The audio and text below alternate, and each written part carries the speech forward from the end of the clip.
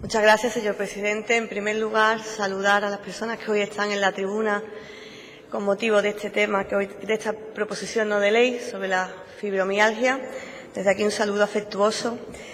Y yo voy a empezar por una parte, por un punto de la PNL que no se desarrolla y no se concreta y del que se habla poco, ¿no? Y es el que hace referencia al tema de la partida presupuestaria o a la inversión destinada a la investigación en este tema. Nos llama la atención que aunque se hable de aumentar la partida presupuestaria destinada a la investigación, no se concrete nada más, quedando en el vacío ese tema de la financiación, ¿no? ¿Para qué año? No se dice nada. ¿Cuánto? 1 euro más, porque 1 euro más ya supone aumentar la partida destinada a la investigación, ¿no? Y nos llama la atención eso. Esa falta de concreción nos preocupa. A la diputada del PP le preguntaría que si sabe cuánto ha recortado su partido en el Gobierno central en materia de investigación.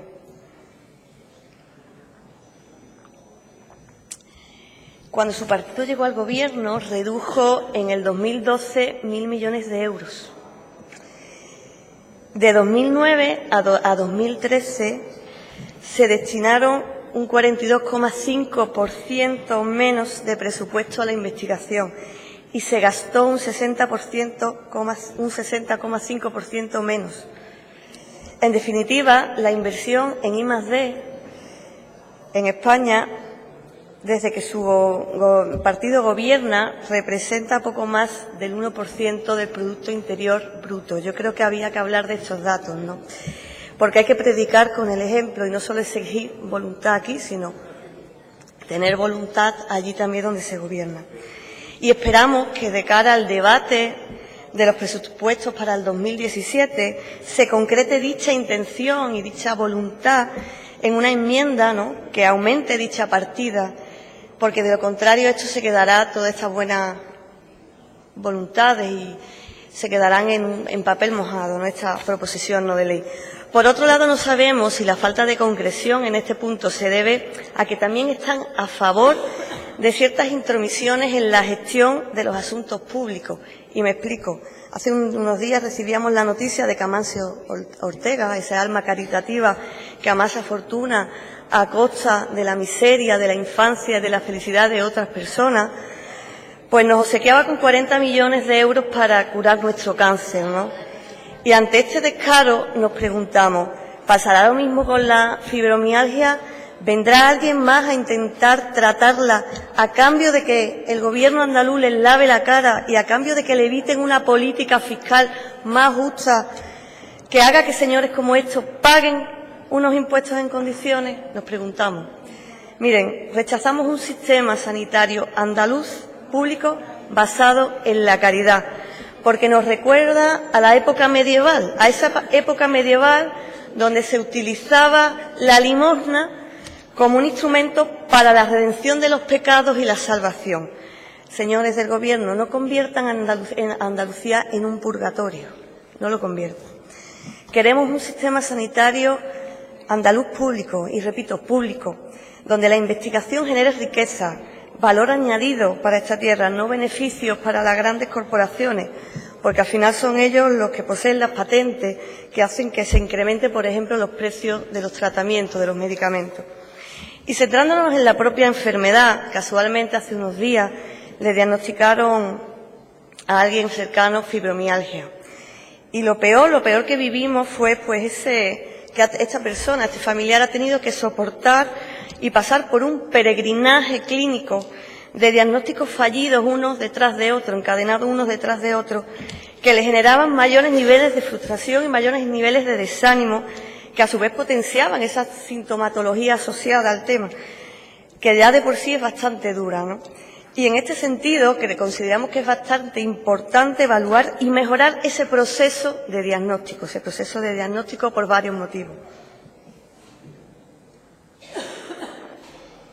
Primero, porque existe un gran sector de la población que relaciona esta enfermedad con la falta de voluntad y la apatía para afrontar las actividades cotidianas, ¿no? Y por consiguiente los coloca como en un perfil de un problema psicológico apenas sin importancia, y esto a su vez a estas personas les genera mucha más frustración. Segundo, porque este peregrinaje clínico del que hablaba, en el que encadena diagnósticos fallidos unos detrás de otros, se hace más por las consultas especializadas, ¿no? El 10 o el 20% de las consultas de reumatología se deben a esta afección, mientras que en las consultas de atención primaria apenas se atiende esta enfermedad de forma satisfactoria, ¿no? Ocasionando esto un gasto innecesario. Y tercero, teniendo en cuenta que los últimos datos publicados señalan hacia un origen neurológico de la enfermedad relacionada con intolerancias a sustancias ambientales, es necesario, por una parte, revisar la secuencia a seguir y el tipo de profesionales que deberían intervenir hasta tener el diagnóstico. Y, por otra, actualizar la formación de los profesionales de manera urgente, y más lo desde atención primaria, ¿no? Desde el punto de vista para reorientar de alguna manera ese abordaje de la enfermedad desde el punto de vista médico y terapéutico, pero también desde el punto de vista del sufrimiento y de la discapacidad de las personas que la padecen. En este sentido, nos parece necesario crear unidades multidisciplinares, pero no sin antes corregir el abordaje desde atención primaria, que es muy necesario corregir ese abordaje. El esfuerzo también hay que volcarlo en atención primaria también. Eso es una parte fundamental de nuestra línea política. No queremos ser un sistema que se limite a abordar enfermedades, sino que cuide y mejore la vida de las personas, incluso antes de que pisen un hospital o un centro de salud. En relación al proceso asistencial integrado, que es el primer punto de esta proposición no de ley, pues planteamos, en primer lugar, que después de 11 años de desarrollo, entre comillas, se lleve a cabo una evaluación de dicho proceso, creando un registro y estudio de casos, como hemos presentado en una enmienda y que sé que han recogido, porque lo que no se evalúa se devalúa. No solo registrarlo, vamos a analizarlo, vamos a llevarlo a cabo, ¿no? Donde la Consejería pues aporta un informe con datos sobre la prevalencia, sobre el diagnóstico, porcentaje de pacientes que continúan en el programa de ejercicio físico, número de derivaciones a especialistas por fibromialgia, número de actividades en escuelas de pacientes, etcétera, etcétera. Recordar en esta Cámara que en relación al proceso asistencial integrado de fibromialgia ya se hizo una adaptación en el año 2009 por un grupo de profesionales para hacerlo viable en el área hospitalaria dependiente del Hospital Universitario de Puerto Real, que fue publicado en 2011, ya que este programa estaba cargado de bastante idealismo, pero falto de recursos para desarrollarlo. De esta versión adaptada a la realidad tenemos conocimiento porque se publicó, como he dicho antes, en 2011. Pero es probable, y consideramos que haya otras adaptaciones con cambios importantes en aspectos parciales o generales. Vamos a recuperar esas adaptaciones, ¿no? Vamos a ponerlas encima de la mesa para mejorar este proceso. Al margen de los datos que aporte el necesario proceso evaluador, nos parece fundamental abordar la fibromialgia como una enfermedad que origina discapacidad. Y yo sé que el Grupo Parlamentario del PSOE también ha ido en esa línea presentando una enmienda para responder a las necesidades de diferentes tipos de las personas que la padecen. En este sentido, es necesario revisar el proceso, como he dicho, y adaptar los recursos que hay que poner a disposición de las personas según el nivel de afectación, el grado y el tipo de discapacidad parcial, completa, temporal o permanente. Aprovecho también para presentar una enmienda en boche que ya le he pasado a los grupos de adición, que plantea un abordaje de la enfermedad desde una perspectiva de género. ¿Por qué? Pues como todos sabemos, la fibromialgia es una enfermedad con una alta incidencia en el colectivo de las mujeres. La evidencia científica, las últimas evidencias científicas han confirmado la existencia de sesgo de género en la atención sanitaria de enfermedades graves y frecuentes.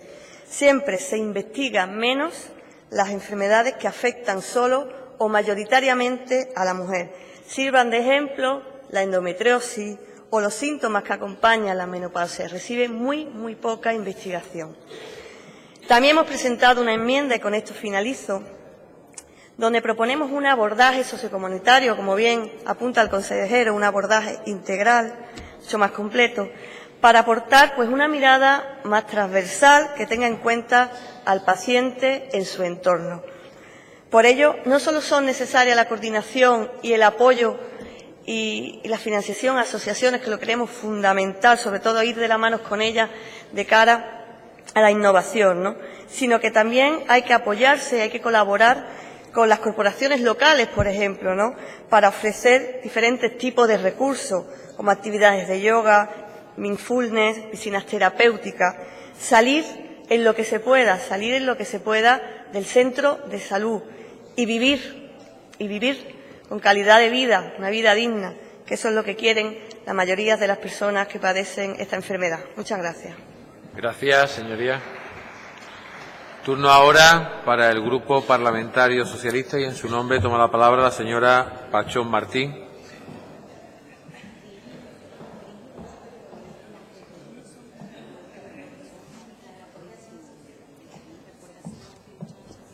Señoría, tienes la palabra.